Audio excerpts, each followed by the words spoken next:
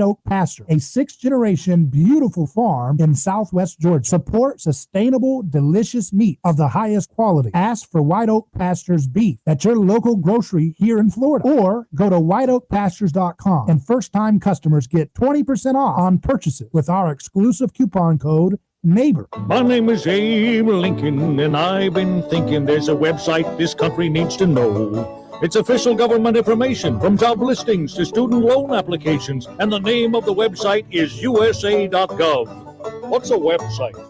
This portion of the upcoming amazing broadcast is brought to you by the law firm of Catania & Catania, award-winning personal injury, auto, and motorcycle accident attorneys, serving Tampa Bay families for over 28 years.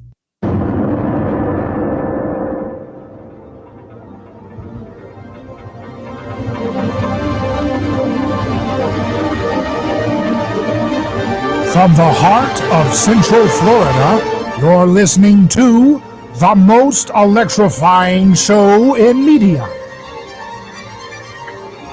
A Neighbor's Choice.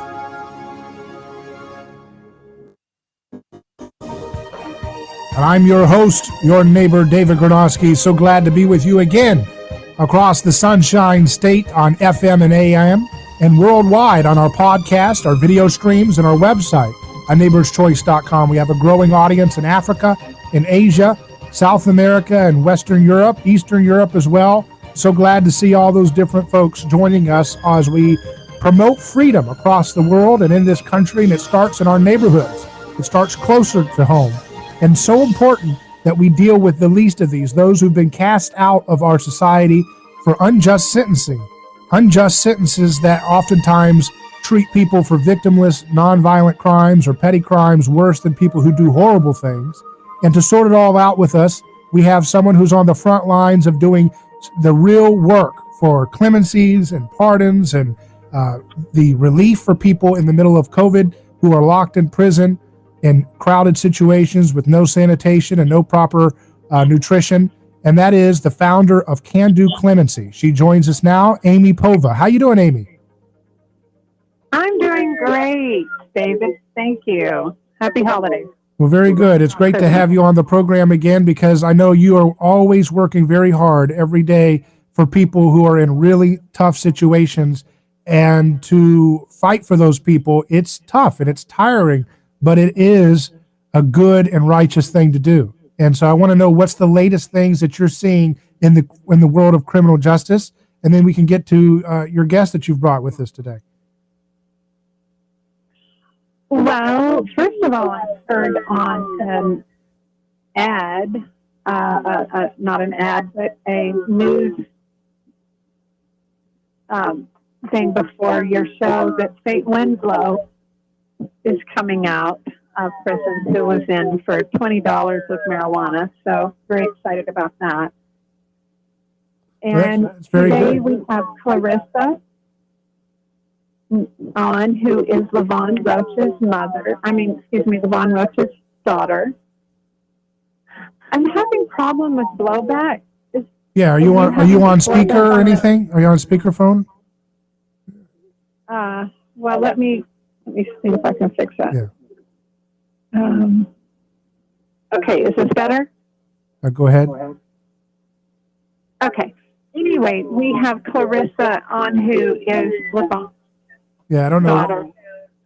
I don't know what's Levon going. has been on the Can Do Top 25 for since its inception back in 2014. She's the only person who is still in prison who was on the original Top 25. Of course, we add new people as people come off, but it's so tragic because she was given a CP-14 attorney, which means the Obama administration vetted her, and she met all the criteria under Clemency Project 2014.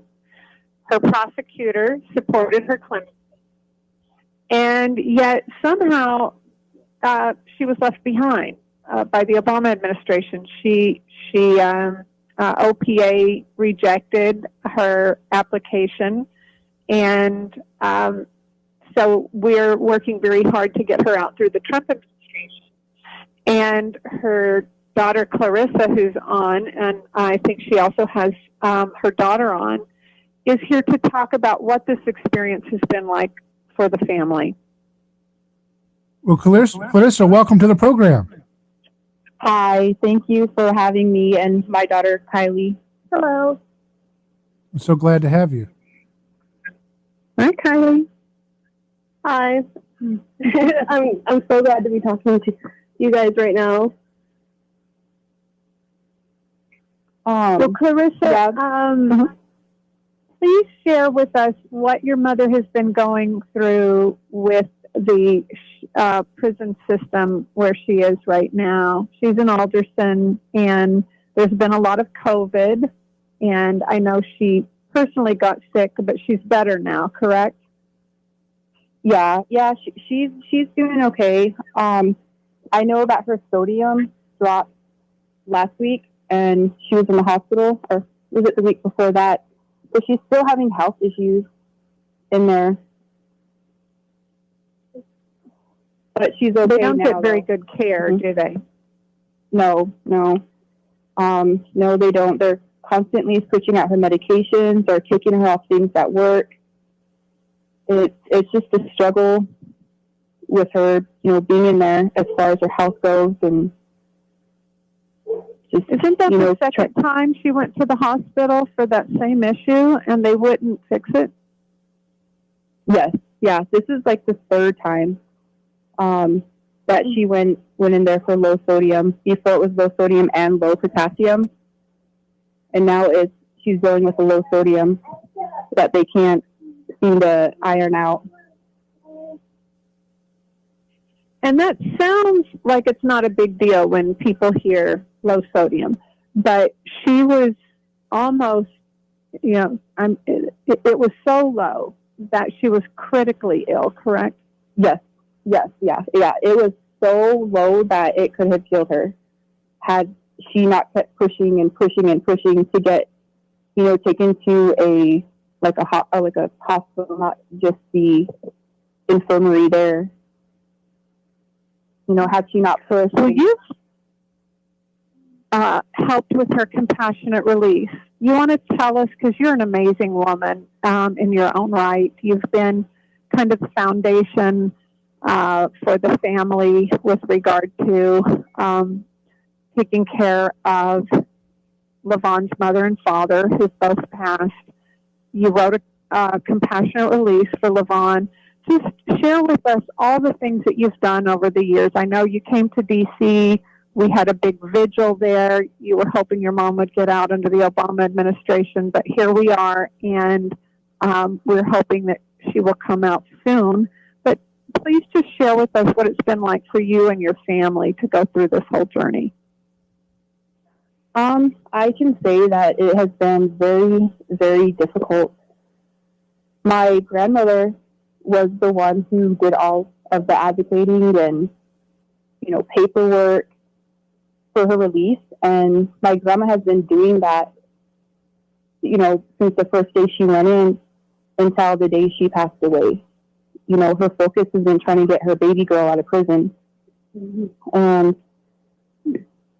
seeing my mom not able to be there for her parents when they were sick and passing was hard for me to see, and I know that it was even harder for my mom. And to not get that closure, I know was very, very hard on her and on all of us. And after my grandmother and grandfather passed, I had to step up to the plate. I had to, because my mom needed me, and I was always there, but I had to do more, because I, didn't have my grandma there anymore.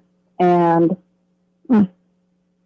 so, I'm fighting for my mom's freedom, just like my grandma did. And I did write a compassionate release, and I focused on that for weeks. That's all I thought about day and night, was getting her out. And I knew I had to do it, so I did. And it got denied. That was really hard, because my mom is a strong, compassionate Native American woman. we all need her out here right now. With everything going on, we need her strength, and we need her love. One thing I felt was important was that the prosecutor who prosecuted your mom wrote a letter stating that he felt she was not a threat to society. I think that was included in her compassionate release, but certainly your mother's health being an issue. And then an interesting thing happened, because I thought you did a very good job. As soon as it got filed, what happened the very next day?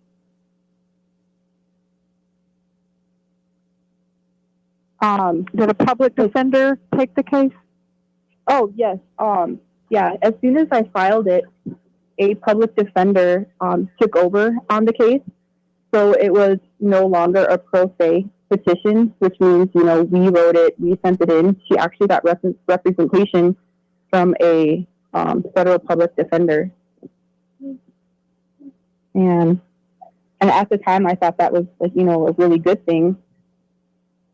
But, it ended up I think we all did. Mm-hmm. But then it seemed LaVon was very unhappy with the way she, I guess she did a response to government rebuttal. Yeah. And then it was almost immediately denied. Yes, yeah, it was. It was. And I know that a big point that should have been brought up is that her prosecuting attorneys did support her release, but I don't think that was a big point, in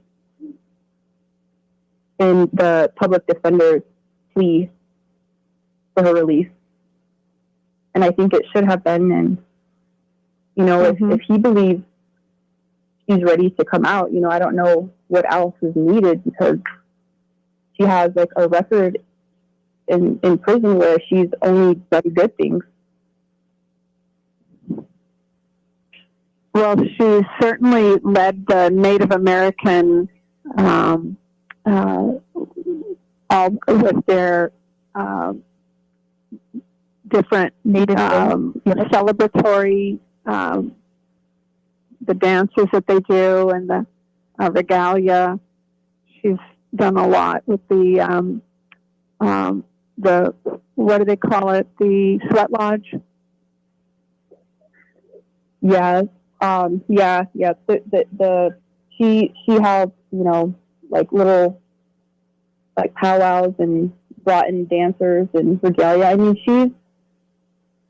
she's definitely a good woman who is out to do good in life. And I think she always has been that way. Even when she was out before she got prosecuted, she, helped youth. She worked at a place where she helped young moms, with help with diapers and stuff like that. And she held dances for teenagers to stay off the streets and try to eliminate gangs. And so she carried that on even when she went into prison. She helped people with their GEDs. She taught paralegal classes to help people gain the knowledge to free themselves. And right. She just went through a rough patch in her life, and now she's doing 30 years for it, and she served 23. I think it's time my mom comes home now. Yeah, I agree. Let's take a quick break. We're speaking with Amy Povah of Can Do Clemency. CanDoClemency.com is their website, where they're on the tip of the spear for criminal justice reform and clemencies, which is the biggest topic going on right now for a lot of people in America as they think about what Trump will do in his final time he has in office, apparently. And we'll also return with more information. We have Clarissa Brown with us. We'll be back in just a moment with more on A Neighbor's Choice. Who is your neighbor? Dave and Wally are team drivers for Oakley Transport. One day, they came across a very serious accident on the highway. Some might pass on by, but Dave and Wally saw there was no time to waste. They jumped into action and saved 2 people's lives with moments to spare. That's the kind of courageous love we need more of today. It reflects the respected culture Oakley Transport develops with their driving professionals. CDLA licensed drivers. Join Oakley Transport today for a rewarding career. Visit oakleytransport.com. That's oakleytransport.com. Are you ready to transform your career? Jess Smith was too. She was stuck on a job that was controlling her life, consuming her free time, and offering little opportunity for growing her pay. Then she found FinTech Mortgage Association, and she never looked back. FinTech Mortgage Association makes home lending simple, and they take care of home buyers like family. Using technology to make everyone's life easier, FinTech Mortgage Association equips each of their loan solutions architects with the tools they need to build a career with a schedule they control, a product they can take pride in, and an earning potential that is life-changing. Unleash your true potential. Join FinTech Mortgage Association. Visit finmay.com. That's FINMAE.com. You're in charge now. NMLS ID 1492187. Equal housing lender. Do you despise lawyers? That may be the case until you need one. If you've been in an auto accident and need legal advice, go to the local attorneys that have served Tampa Bay families for over 28 years. Catania and Catania. They are family owned. They understand your needs with legal advice. When you need legal representation, Catania will care for your case from the beginning to final settlement. You won't need to worry. Catania will represent you throughout the entire process. Auto and motorcycle accidents are too frequent in Florida. If you've been a victim, contact Catania. They don't get paid if you don't get paid. Referrals on request. Contact Catania. Putting families first. Office is Tampa, not attorney spokesperson.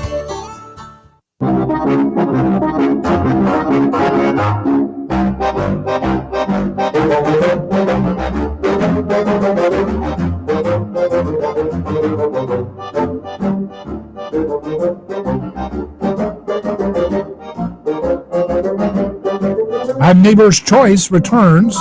I'm David Gronowski, your host. We're talking about criminal justice reform and what's going on inside our prisons with people who shouldn't be in there serving the sentences that they are. There are real places for violent crimes and things that are heinous, things that are threats to the safety of society, but we don't need to be warehousing people and separating families. And that's exactly what we're talking about with Amy Povah of CanDoClemency.com. She joins us now with Clarissa Brown. And Amy, I just want to let you kind of take the conversation in the future where we need to take this topic, because right now people are just not aware of the situation people are in prison right now. Well, once again, as I always say, it's the conspiracy law, because LaVon was sort of spirited away from her family by a guy who was not a good person. Moved her to California so she didn't have access to her people that she trusted in the family. And the next thing she knew, he was involved in drugs and she was held responsible. And to some degree, she participated as well. But in some ways, I feel like under duress. And like often happens, if you exercise your right to a trial, or if you don't have information to barter for freedom, you end up with 20 to life, which is what happened to LaVon. She got 30 years, as Clarissa just said a minute ago. She's already done 23, so she's almost done a quarter of a century. And there's quite a bit of media exposure that has already focused on her case, including criticism as to why she didn't get clemency. One thing I want your listeners to understand is when we say that her prosecutor has written a letter supporting her clemency, he's no longer her prosecutor. He's retired now.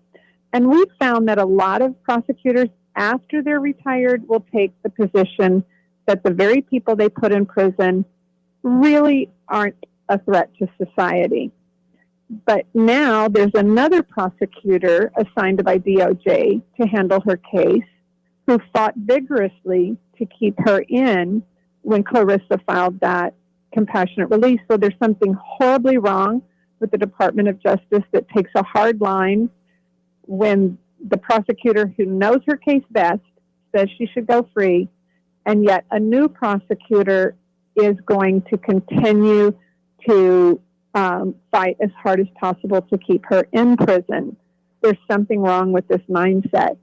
I would love for Clarissa, we did a video, asked her mother, Levon's mother, to do a video, and we took it to DC when Clarissa went, and she was crying her eyes out, just begging for her daughter to come home. So one of the most awful things I had to experience through this family was when Levon's mother was on her deathbed, and Levon desperately wanted to be there, and the BOP wouldn't even let her out to go visit. So Clarissa has her daughter there, Kylie. I think she would like to say something because they're the innocent victims in all this. So I'd like to throw it back to Clarissa and Kylie to talk about what it's been like to not have Levon present in their lives. Hi, my name's Kylie. I am Levon's oldest granddaughter.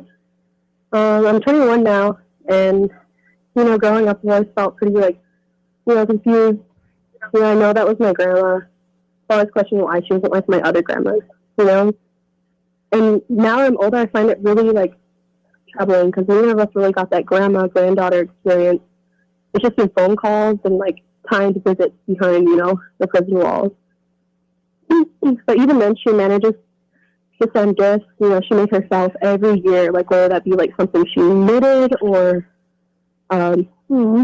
drew. So, I know that she deserves to be out, and we know that better than anyone because no one hears phone calls that we get from her where she can barely talk or she's out of breath because she had to walk a mile just to talk to us. And, that really breaks my heart every time. But, I'm glad, up to now, I got to, at least know who she is a little bit. Doesn't she use a cane? And why does she have to use a cane? And she's on a compound that has hills there in Alderson. So it's very difficult for her to get around, isn't it?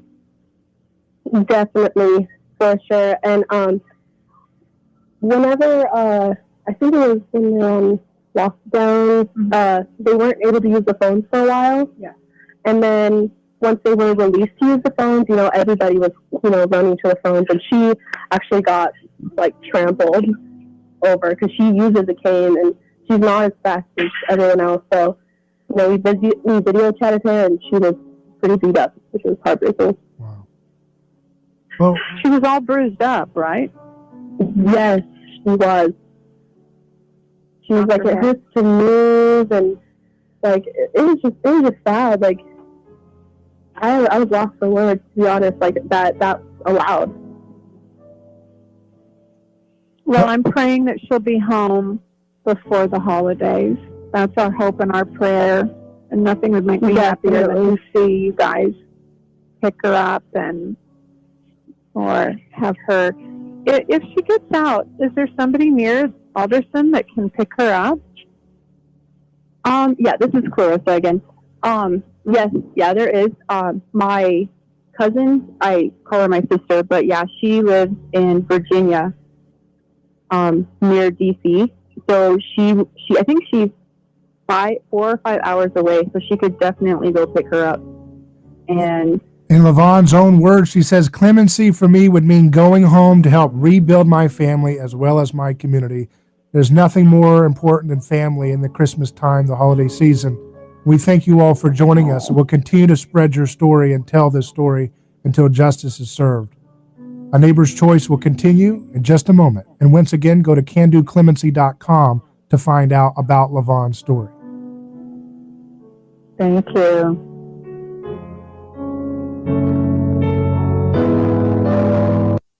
Ronald Reagan Grove. You saw what's going on today. Crazy things are happening. You cannot be afraid. You've got to stand up for what you believe is right. But one thing is for sure. You can't trust anybody. For talk, news, and information, you can count on us. Enough is enough. I mean, I almost blew a gasket. Good for the country. I know what I'm talking about. A lot of wackos out there. Your connection to talk about it. The all-new News Talk 1040, WHBO. For the second time in as many weeks, an independent advisory panel is recommending to the FDA that it grant emergency use authorization for a COVID-19 vaccine. This time, it's the one made by Moderna. It comes as daily deaths top 3,000 for the second day in a row, according to the real-time count by Johns Hopkins University. And ABC's Karen Travers says it also comes as lawmakers on Capitol Hill say they're getting close to reaching a deal on a $900 billion coronavirus relief bill. There were a lot of lines drawn in the sand, fierce lines drawn in the sand, where Democrats were pushing for aid to state and local governments, and Republicans were pushing for liability protections for any COVID-19 related issues for businesses. As of right now, it looks like both of those things will be dropped. Both sides say they're very disappointed in that, but they had to reach some type of an agreement. This plan is said to include money for small businesses and a $300 federal bump up in jobless benefits. Daria Albinger, ABC News.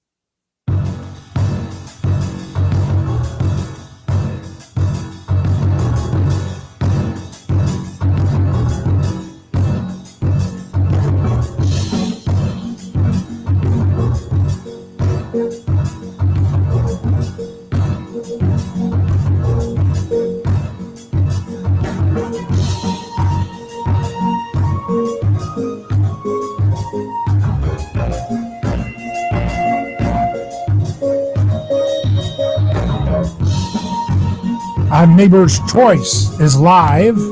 I'm David Gronowski, your host, and we're back. And now we have our friend from Mises Institute, their website, Mises.org. Ryan McMaken joins me. How you doing, Ryan? Hi, David. Great to be with you.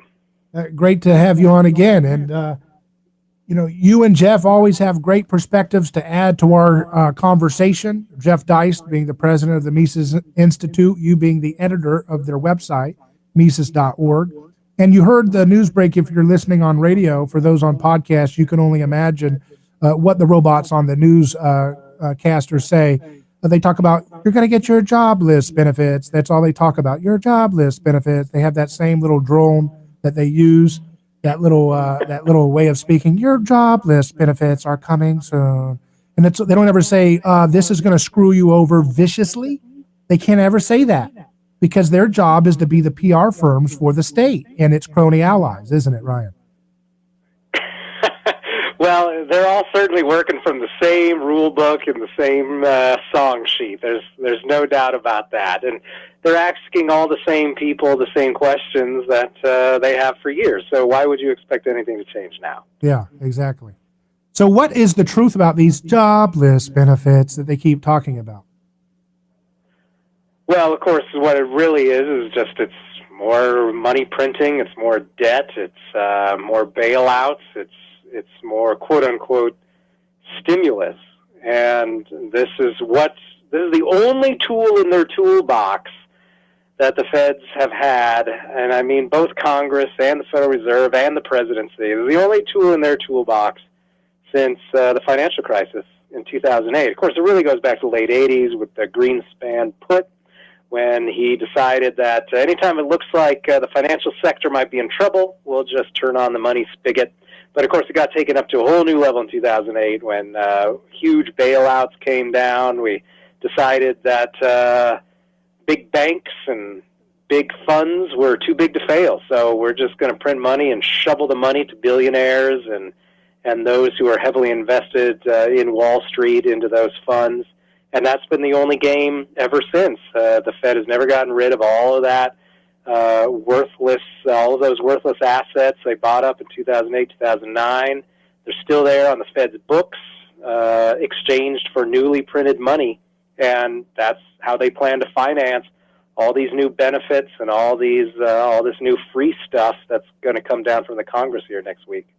You wrote an article yesterday on Mises.org that says the U.S. money supply was up 37% in November.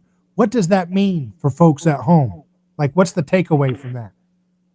Well, one important thing is that it doesn't necessarily mean price inflation nearly at the same magnitude as the money supply inflation. These are two different concepts that, unfortunately, the media confuses a lot, right? There's price inflation, which is when inflations go up, and the older, more correct term of inflation is the money supply being expanded. Now, you can have immense expansion in the money supply without having nearly that much inflation, and very little inflation in some cases in things like loaves of bread or gasoline and so on, simply because just because the Fed's creating more money doesn't mean it goes out into the general economy. It might just go into banks to shore them up.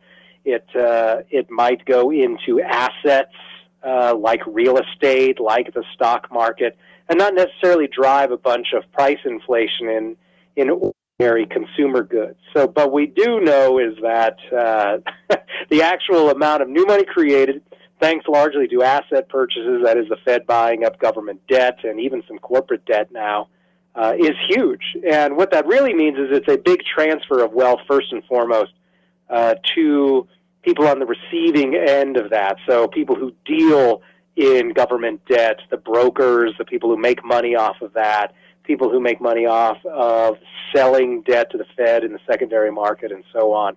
So what you've got here you got a lot of wealthy Wall Street type people that are getting even richer off of Fed actions here, and ordinary people aren't benefiting nearly as much, to say the least. So it's really when we see money supply increase, the problem isn't so much that you might have short-term increases in prices for consumer goods on a daily basis.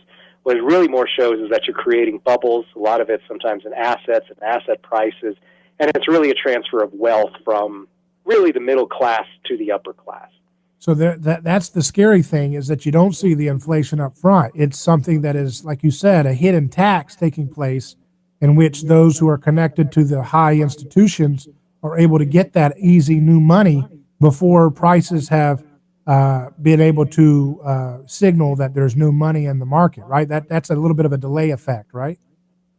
Yeah, what you're talking about is the Cantillon effect, named after an Irish economist named Richard Cantillon. And he pointed out that when the Fed prints new money, or any central bank or any entity where there's new money creation, new credit expansion, that's unbacked by any commodity. So new money that comes into existence unbacked by any sort of savings, this enters the economy, but it doesn't just fall out of the sky and go to everyone equally.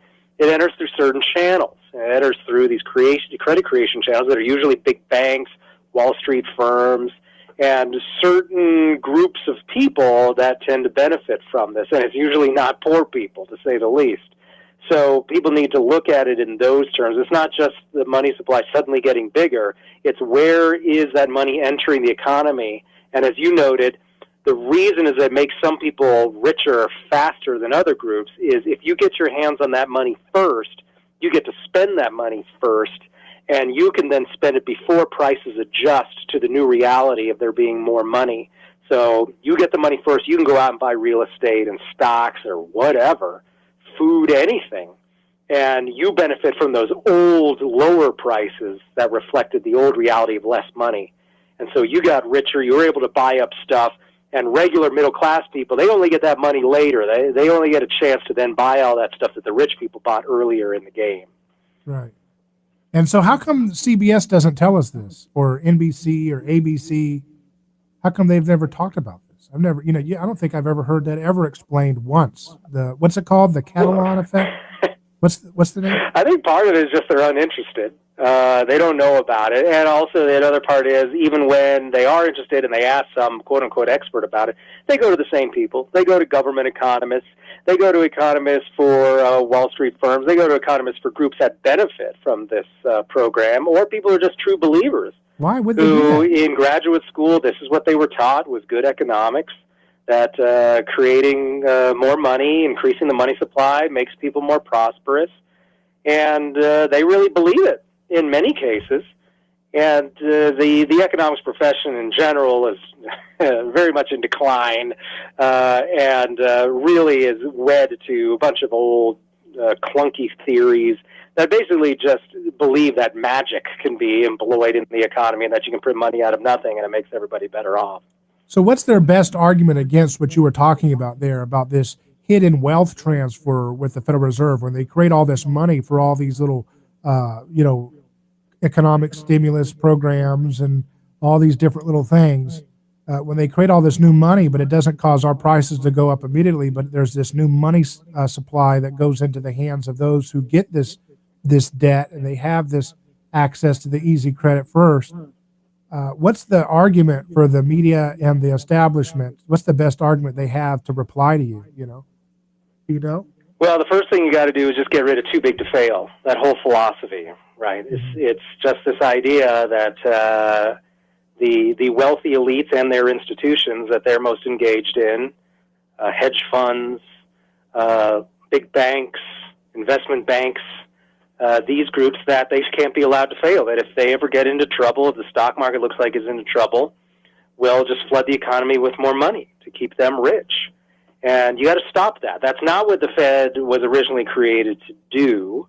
The Fed was there supposed to be a lender of last resort. Now, I don't like the Fed even doing that in its old form, but the Fed, as lender of last resort, it was just supposed to. If there was going to be a general meltdown in the banking sector, so regular people were going to lose their deposits, and the economy was, as a result of paper money that was unbacked by any savings being circulated and increased through the banks themselves, that could cause a banking crisis, and the Fed would provide a backstop and enough money to make sure all the banks didn't collapse and people didn't lose their life savings. That was the idea. But the central bank is far, far beyond that now. It's about goosing the stock market.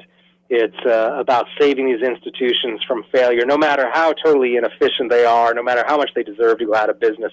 The idea is that the whole economy should be based on the financial sector, which is itself a bad idea, and that the Fed, secondly, that the Fed should be in the position to bail out the financial sector no matter what.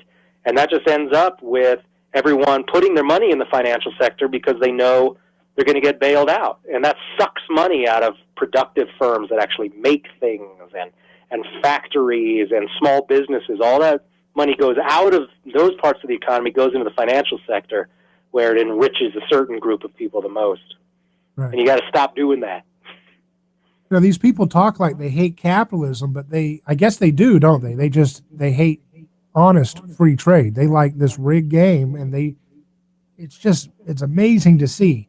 Ryan, I don't think that the American people, really understand how deeply entrenched the corruption is. This bad groupthink is so baked in, as you mentioned, and they are not taught what is the proper correction to the corruption and the rigged. They talk about greed. There's a lot of greed here, and there's a lot of deception, and it's propped up by government meddled into big business for their clients, and they protect these banks, and they protect these people that profit off of getting us in debt. And this has nothing to do with capitalism. 16-year-old kids would not be getting credit card offers in a real free market system if Ryan McMaken had his way, would they? Well, too big to fail, of course, has nothing to do with capitalism whatsoever. David Stockman, in his book, The Great Deformation, uses the concept of basically what central bankers have done, and their friends in Congress and so on, is turn what was a largely free market financial system once into now what is a ticking time bomb. This is a result of too big to fail.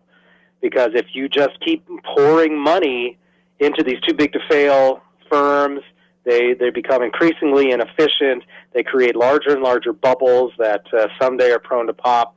And then it just turns the whole financial sector and even the larger economy into this giant ticking time bomb that once it goes off, millions lose their jobs. You have a disastrous outcome. It doesn't have to be that way. You didn't have to have too big to fail. You didn't have to financialize the economy and create all these small number of mega firms that control access to capital. But that's what they've done, and it has nothing to do with free markets. A free market would have a much more diversified economy, a much smaller financial sector, and would look very, very different. But the left, of course, views all of this as just hardcore free market libertarian capitalism stuff. They think libertarians took over the world and run all these institutions, and the only thing that will save us is socialism. But, of course, highly socialized economy is already what we got. Right. And they're not asking for a fundamental change, although they seem to think they are. Right. But when you look at someone like Joe Biden, he's not a socialist. He's just doing the same crony capitalism, isn't he? Yeah, all these guys, they're just center-left. I balk generally at this idea that everyone in the press and everyone in the Democratic Party right now is a hardcore socialist. I think they're not. They're just perfectly pleased with the status quo, which is sort of this social democracy where, yep, there's a very large interventionist sector of the economy that's controlled by the regime, and it enriches them, and they're fine with that. They don't need to go to some sort of Soviet-style, Marx-inspired system. They're doing great as is. Right. We'll take a quick break. We're speaking with Ryan McMaken, and we're live on A Neighbor's Choice. Email me hello@aneighborschoice.com if you have a comment. You can also comment on our YouTube or Facebook video stream, and we'll engage your comments there as they come in. Back in just a moment.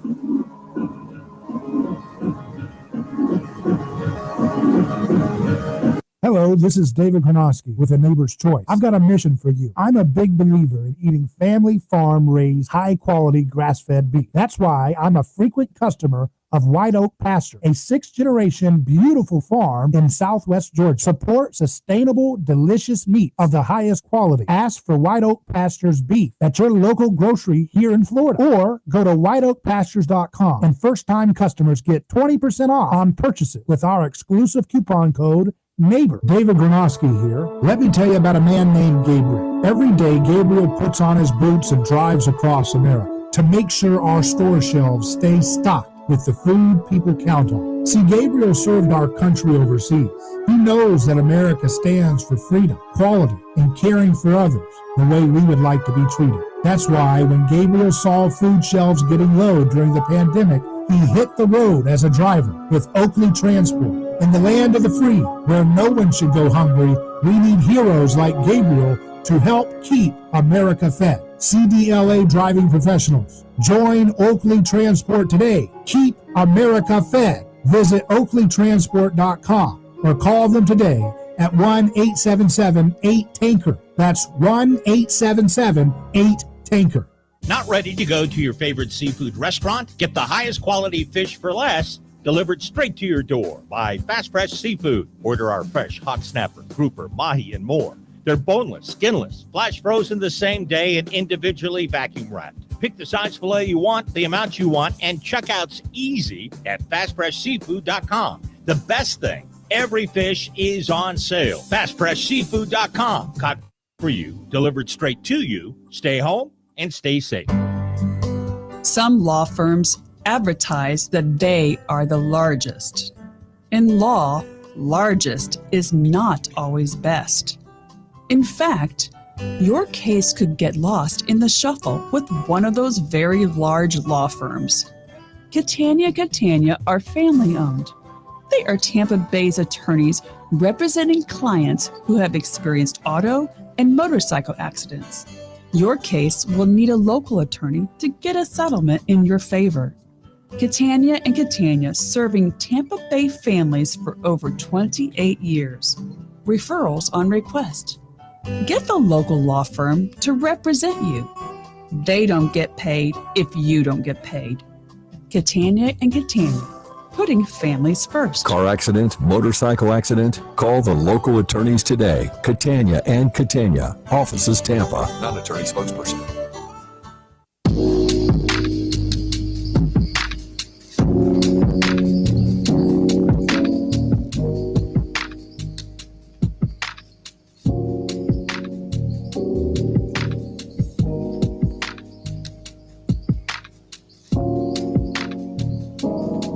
On Neighbor's Choice Radio, David Gronowski here, your host. Welcome. Mises.org editor Ryan McMaken joins us as we look at the news. He's the editor of Mises.org. MISES.org is their website. Ryan, I wanted to see what you think of the whole election brouhaha. Do you find there to be, something there to the arguments that have been made by the Trump people, or do you think it's kind of just a wash. Who knows what's going on with that? Well, there's so many aspects to that one could address. One aspect is that, yes, I'm perfectly fine with holding off on declaring the winner until the Congress does so, which is the Congress's job. So, yes, the media does not declare the president. The Electoral College doesn't even do that. It's the House of Representatives that counts the votes and determines if any of the Electoral College votes need to be disputed. This is historically the correct way to do it. In the 20th century, they kind of invented this consensus idea that we always concede the same night or shortly after the election, and we don't want anybody to contest anything. We don't want any sort of division. This is largely a byproduct of the surveillance intelligence state, the military industrial complex that grew out of World War II. Everything's got to be done smoothly and without any hitches for the sake of national security. So, of course, you're hearing that now. You started immediately hear that from all these Pentagon people and people like John Brennan and so on, right? We have to immediately recognize the president-elect, or else it's a danger to national security. Yeah, we've been hearing this for decades, and it's exactly what they want. As shut up, public, just accept the results we declared so we can get back to waging pointless wars. And so, fine. I'm fine with Trump and throwing obstacles in front of that. I don't know. I really have not researched the topic because it's not really what I do, as to whether the fraud that took place in these states was sufficient to change the outcome of the election. Now, there's always some fraud. It's always been there. There's a byproduct of democracy. I knew, of course, as soon as they were coming out saying, oh, yeah, no fraud, everything's perfect. Obviously, they were lying. I don't know that. And they're just trying to maintain a fiction that the elections are airtight. But, of course, there should always be a conversation. Was this election free and fair? Where were the problems? Where was there fraud? Can we trust the people who count these votes? The answer should be, unless you've done like some real serious audits, the answer should be, I don't know. There should not just be, oh, yeah, we just assume everything's fine, unless there's overwhelming evidence of the contrary. As with everything, the burden of proof should be on the government to prove that it's doing things on the up and up. So I'm certainly not convinced. But that's why we have the House of Representatives. That's supposed to make the final determination on this. Was this election conducted in a reasonable manner? And essentially, it's them who pick the president. Right. I'm looking at a nice PR firm for the state, Politico. They have an exclusive story. It says Nuclear Weapons Agency breached amid massive cyber onslaught. Hackers access systems at the National Nuclear Security Administration, which maintains the U.S. nuclear weapons stockpile. So, Ryan, we can only hope that their password isn't as stupid as John Podesta's, can we? Good Lord. Which was password. These are the people that we give. This is the insanity, man, of this stupid religion that statism is. These clowns. Password is probably the password for the nukes. Government employees. I mean, this is the quality we should expect for these people. Oh. It is so stupid. It makes your brain hurt. It's like getting when you drink a icy or something too fast and you get a brain freeze. It's like, oh my gosh, these people, that we give so much power to, and it probably was like a stupid password guess or something that these people have the stockpile of nuclear weapons to, and we think this is a genius idea to do these, to give such power to such incompetent people with no skin in the game. It's absolutely insane. Well, and so to answer your question, Ryan, I'm not drinking the media's Kool-Aid that the Russians are secretly pulling all the strings behind the scenes. This, of course, was their own conspiracy theory that they always proffered with zero proof for years and years, and they're still trying to get mileage out of that. Mm-hmm. But now anyone raises the slightest objection to the conduct behind this election, and they're crazy people, is what we're told now. Yeah. And so you can see what side the media is coming down on.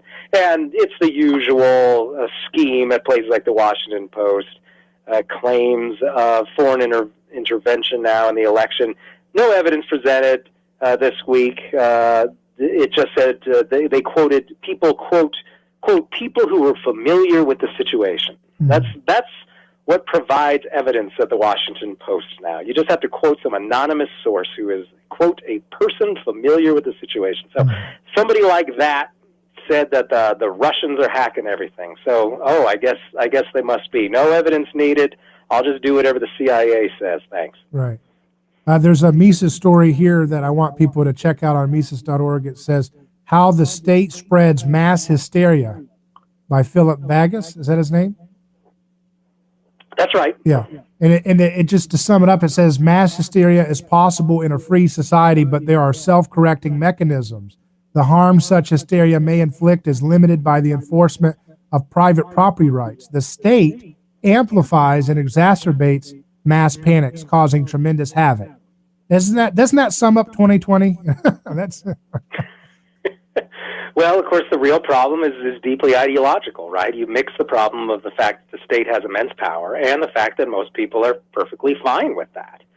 And so they've put themselves in a position where they trust the regime to provide them with key information, and they go along with it. And since it's very difficult to assert your own prerogatives beyond the reach of the state, it really means that you've got a whole lot more collectivism, not just in policy, but in thinking as well. There are very few outlets that offer alternative viewpoints. So that's where we are now. Well, Ryan, we're nearing the end of 2020, but do you think 2021 is going to let up the gas a little bit on all this crazy great reset, new normal nonsense? Or do you think they're going to just accelerate even further in their crazy crap that they're pushing? I have no idea. I'm really interested to see what the reaction is now that everyone has been assured there is a vaccine and everything will be fine now. I'm very interested to see how quickly people just start acting like it's already, that half the population's already been vaccinated and it's fine now. You've already started to see murmurings of that. I mean, just remember a year ago, about 9 months ago, when people really were, even skeptical people were concerned, right? I haven't seen how this thing plays out. How contagious is this disease? And people were wiping down pens at the hardware store and things like that. If you had to sign your credit card receipts and all of that. Nobody's doing that anymore. Yeah. Nobody cares. No. So clearly people are already moving beyond that. And I noted an article, right?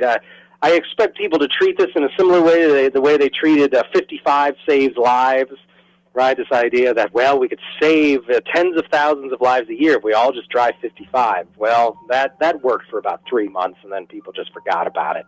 So I expect a similar trend here. I'm just not sure how long it'll take. Do you think the airlines, they've been signaling that you're going to have proof of vaccination to get on their plane flights? Do you think that's something that'll happen? And any thoughts on that?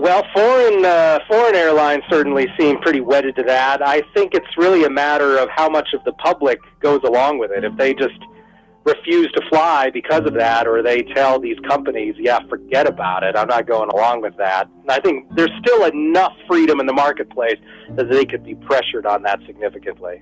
Of course, the state will have to step in and give them a nice little bailout. They'll complain and say, there are not enough people flying because they don't want to do this mandated medicine you wanted us to do. And they'll get their little bailout, won't they? Yes, that's always a danger. Yeah. Well, it's always great to have you on, Ryan McMaken, because you always fight for liberty in the ways that you put your articles together and research on Mises.org. So glad to have you on again. Thank you, David. And very good. That's it for A Neighbor's Choice, folks. You can email me, hello@aneighborschoice.com. That's hello@aneighborschoice.com. Godspeed.